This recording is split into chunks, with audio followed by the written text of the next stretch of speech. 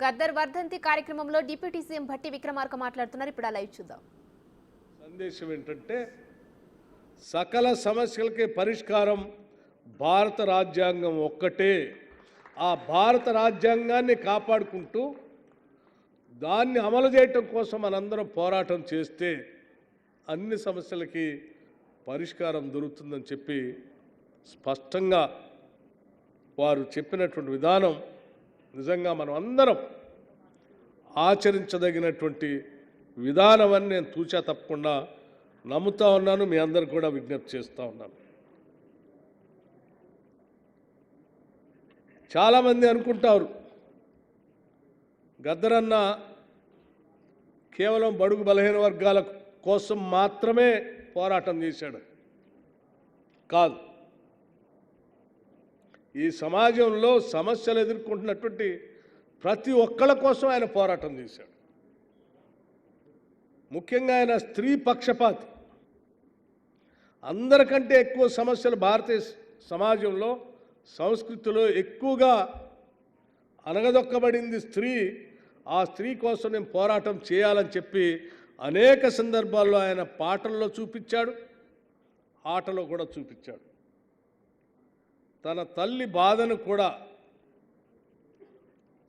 చక్కగా పాడుతూ లచ్చువమ్మ అని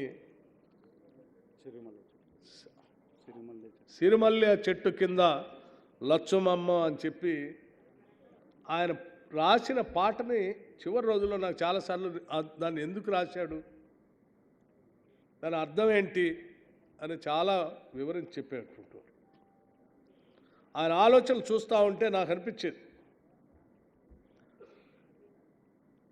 ఫిలాసఫీ తత్వానికి సరిహద్దులు లేకుండా ఆయన పటాపంచలు చేసుకొని అనేక తత్వాలని దాటి ఆయన చాలా గొప్పగా ఆలోచించేవాడు. నాకు తెలిసి గద్దర్ లాంటి వాడు శతాబ్దంలో ఒక్కడే పుడతాడు.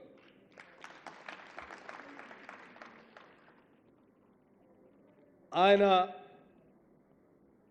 మావోయిస్టు భావజాలాన్ని నమ్మేటువంటి వాళ్ళకు కూడా అత్యంత ప్రీతిపాత్రుడు. లేకపోతే రైటిస్ట్ పార్టీలను నమ్మేటువంటి వాళ్ళకు కూడా ఆయన ఇష్టడే.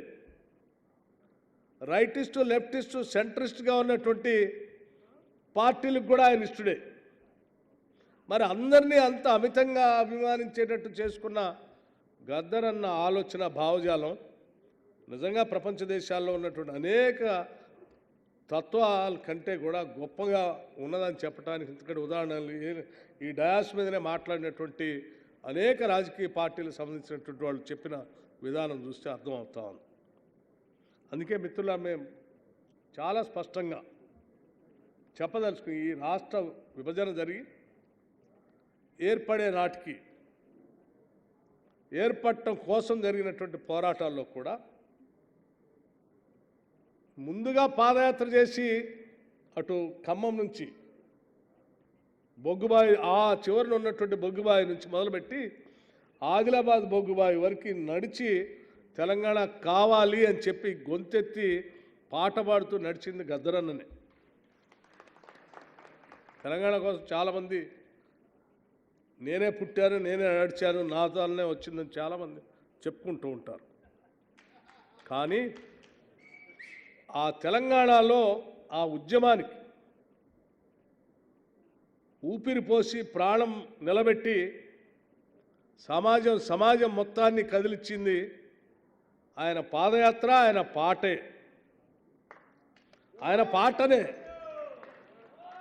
పొడుస్తున్న పొద్దు మీద అనేటువంటి ఆ పాట ఒక్కటే మొత్తం యావత్ తెలంగాణ సమాజాన్ని కదిలిచ్చింది, ఆలోచింపజేసింది. అటువంటి మహానుభావుడు ఈరోజు మనందరం, ప్రత్యేకంగా నేనైతే చాలా బాధపడేది ఏంటంటే తెలంగాణ వచ్చిన తర్వాత ఏ తెలంగాణ కోసం అయితే ఆయన ఎంత గొప్పగా పోరాటం చేశాడో ఆ పోరాటం చేసినటువంటి వ్యక్తికి సరైనటువంటి గౌరవం, సరైనటువంటి స్థానం దక్కలేదనేటువంటి బాధ మా అందరిని వెంటాడింది. దురదృష్టం, మా ప్రభుత్వం వచ్చిన తర్వాత ఆయన్ని దగ్గరగా ఉంచుకొని గౌరవించుకొని ఆదరించుకుందనేటువంటి సమయంలో ఆయన మనందరి నుంచి దూరం అయిపోయాడు. మేము ప్రభుత్వం తెచ్చుకున్న తర్వాత ఇప్పటికి కూడా ప్రతిరోజు సాయంత్రం పూట ఒక్కసారైనా అరే గద్దరన్న ఉంటే ఎంత బాగుండేది, ఈరోజు మనం చేసే ఆలోచనల్ని మనం తీసుకునే విధానాల్ని చూసి సంతోషించేవాడు. లేకపోతే ఇట్లా కాదు ఇట్లా చేయండి అని చెప్పి మనల్ని నడిపించేవాడు.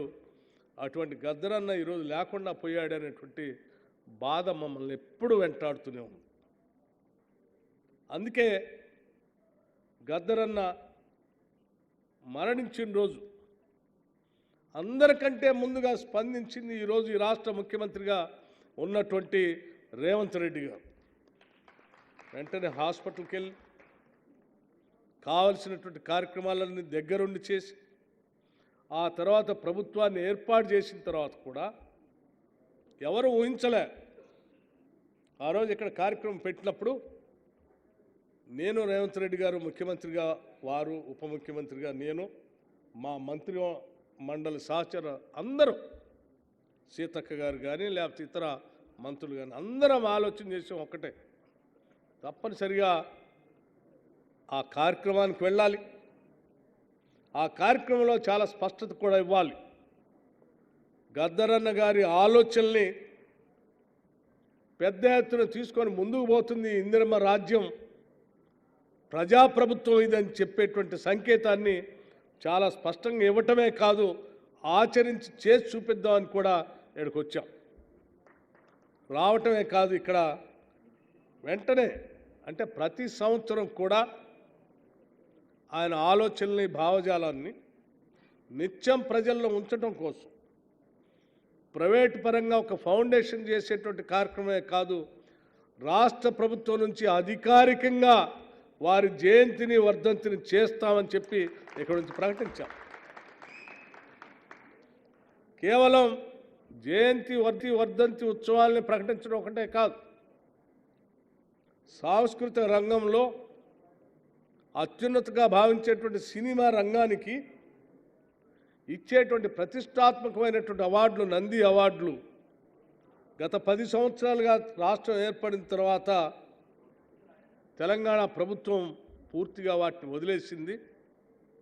కానీ తెలంగాణ అంటేనే గద్దరన్న, తెలంగాణ సంస్కృతి అంటేనే గద్దరన్న, తెలంగాణ కళలంటేనే గద్దరన్న. గద్దరన్న ఆట పాట తెలంగాణలో ప్రతి పల్లెల్లో కనిపించేటువంటి సంస్కృతిని కట్టిపడేసే విధంగా ఆయన చూపించాడు. కాబట్టి ఈ కళలకు సంబంధించిన అత్యున్నతమైనటువంటి సినిమా రంగానికి ఇచ్చేటువంటి అవార్డుల్ని, గద్దరన్న పేరు మీద అవార్డులు ఇవ్వాలనేటువంటి ఆలోచనని అధికారికంగా ఇక్కడి నుంచే రాష్ట్ర ముఖ్యమంత్రి రేవంత్ రెడ్డి గారు ప్రకటించారు. ఈ ప్రభుత్వం ప్రకటించింది. ఈ ప్రభుత్వం తప్పనిసరిగా గద్దరన్న ఆలోచనల్ని ముందుకు తీసుకొని పోయేటువంటి ప్రతి సంఘటనను కూడా ఉపయోగిస్తుంది. తద్వారా ఆయన సందేశాన్ని, ఆలోచనల్ని సమాజంలో పెద్ద ఎత్తున పంపిణీ చేయటం కోసం, ప్రచారం చేయటం కోసం ఉపయోగపడేటట్టు కార్యక్రమాలు తీసుకుంటుందని చెప్పి ఈ సందర్భంగా గద్దర్ ఫౌండేషన్ వారికి నేను చాలా స్పష్టంగా తెలియజేస్తా ఉన్నాను, మీకు కూడా చెప్తా ఉన్నాను. సోదరులారా, గద్దరన్న ఏదో కేవలం తెలంగాణకో భారతదేశానికో పరిమితమైనటువంటి వ్యక్తి కాదు. Is a global man. ఆయన ఆలోచన విశ్వమానవుడు. ఆయన ఆలోచనలన్నీ కూడా ప్రపంచం మొత్తంలో ఉన్నటువంటి సమాజానికి ఉపయోగపడేటువంటి అద్భుతమైనటువంటి ఆలోచన విధానం ఆయన. అటువంటి గద్దర్ తెలంగాణ రాష్ట్రంలో పుట్టడం మనందరి అదృష్టం, గర్వకారణం కూడా. అటువంటి గద్దరన్న ఆలోచనల్ని ముందు తీసుకొని పెట్టినటువంటి కార్యక్రమంలో భాగంగా గద్దర్ ఫౌండేషన్ వారు తీసుకున్నటువంటి ప్రతి కార్యక్రమానికి ఈ రాష్ట్ర ప్రభుత్వం నుంచి సంపూర్ణమైనటువంటి మద్దతు ఉంటుందని ఈ సందర్భంగా నేను మనవి చేస్తాను. వారు కొన్ని సూచనలు, కొన్ని ఆలోచనలు కూడా మాతో పంచుకున్నారు.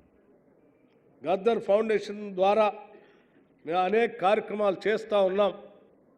సరే, గోసి గొంగడి 4 గజ్జలు తప్ప గద్దర్ అన్న దగ్గర ఆస్తులు ఏం లేవు. గద్దర్ అన్న జీవితం మొత్తం కూడా సమాజానికి అంకితం చేశాడు. ఈరోజు ఆయన ఆలోచనలు కానీ, ఆయన కుటుంబాన్ని కానీ, ఆయన విధానాన్ని కానీ ముందుకు తీసుకోవాల్సిన బాధ్యత ఈ సమాజందే అని చెప్పి పూర్తిగా నమ్ముతున్నటువంటి వ్యక్తిగా నేను చెప్తా ఉన్నా. సమాజ బాధ్యతతో పాటు ప్రభుత్వ బాధ్యత కూడా తీసుకుంటుందని కూడా ఈ సందర్భంగా మీ అందరికీ నేను మనవి చేస్తూ ఉన్నాను. వారు అడిగారు,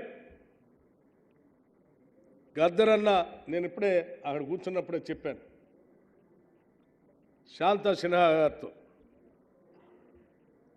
గద్దర్ ఫౌండేషన్తో మీరు ఆలోచనలతో పాటు సంవత్సరానికి కనీసం 2-3 సార్లైనా గద్దర్ అన్న పేరు మీద కల్చరల్ కార్యక్రమాలని కంపల్సరీ రాష్ట్ర వ్యాప్తంగా ప్రతి జిల్లాలో కూడా మీరు కండక్ట్ చేయాలి.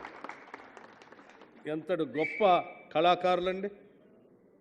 గొంతు దించుకొని వారు అసలు గుండెల నిండా ప్రేమతో వాళ్ళు పాట పాడుతూ ఉంటే గద్దర్ అన్న ఆలోచనలు ప్రతి మాటలో కూడా పాట రూపంగా వాళ్ళు వినిపిస్తూ ఉంటే అంతకంటే ప్రచార కార్యక్రమం ఏం అవసరం లేదు గద్దర్ అన్న ఆలోచన.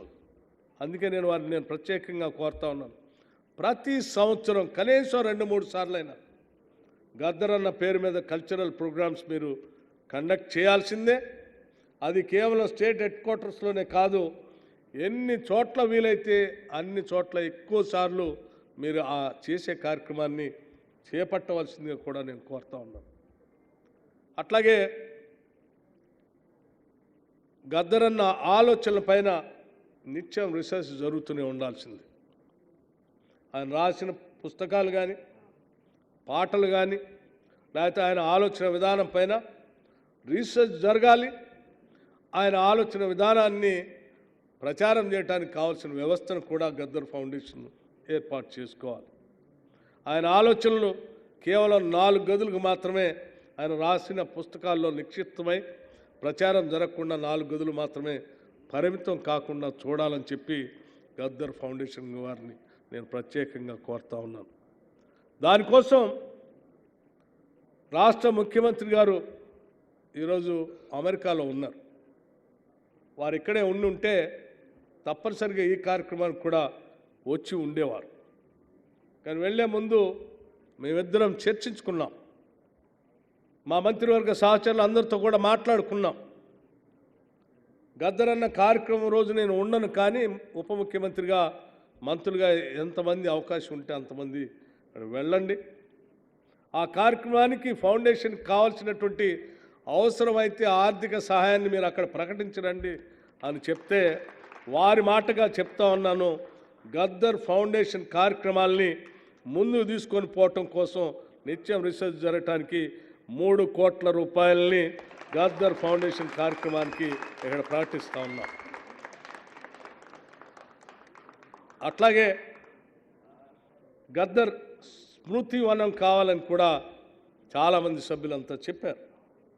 మేధావులు ఆలోచన చేసి ఆయన ఆలోచన విధానాన్ని ఒక మ్యూజియంలాను లేకపోతే ఆ స్మృతి వనం దగ్గరికి సందర్శించుకున్న ప్రతి సందర్భంలో ఆయన చెప్పిన ఆలోచన అమలు చేయటం కోసం కొద్ది మందికైనా స్ఫూర్తి చెందితే ఈ సమాజానికి ఉపయోగపడుతుందనేటువంటి ఆలోచనతో ఈ రాష్ట్ర ప్రభుత్వం తప్పనిసరిగా ఆలోచన చేసింది. వారు ప్రత్యేకంగా నన్ను చెప్పమన్నారు కూడా.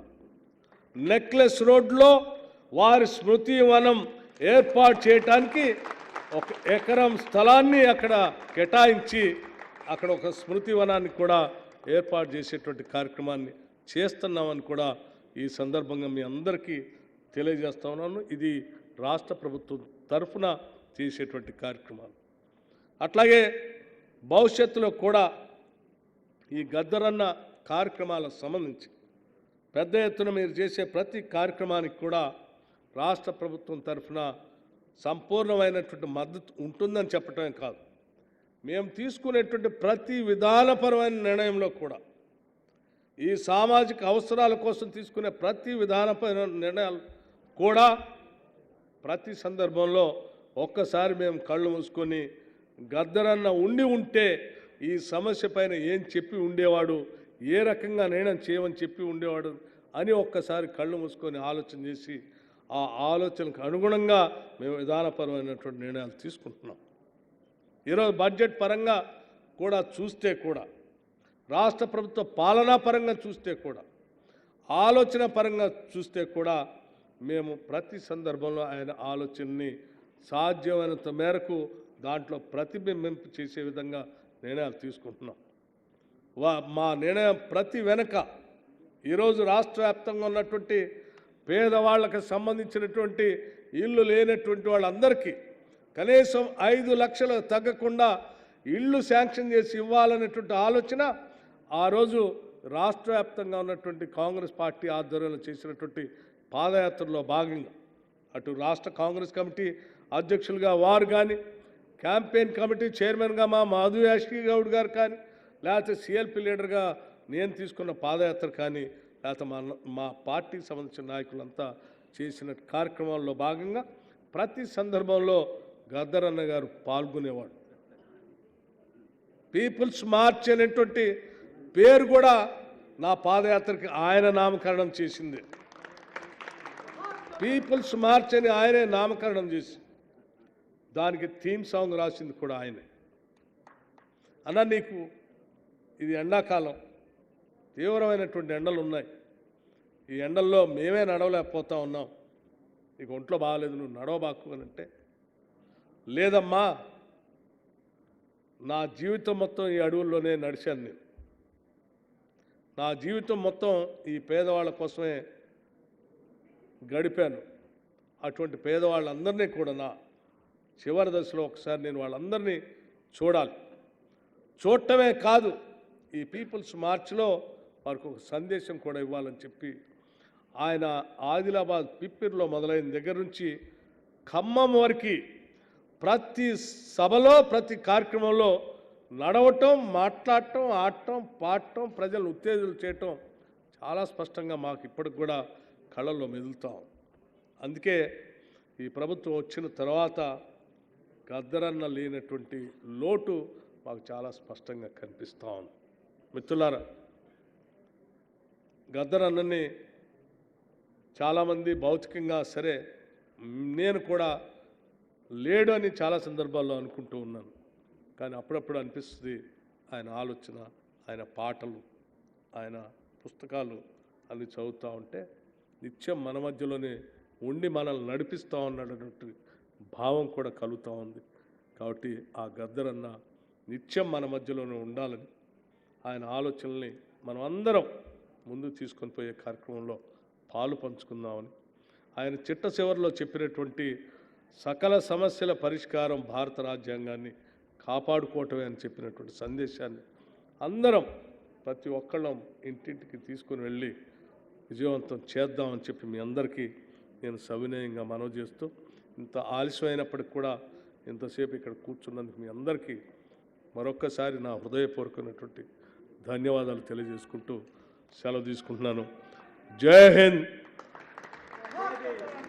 జోహార్ గద్దరన్న. Thank you.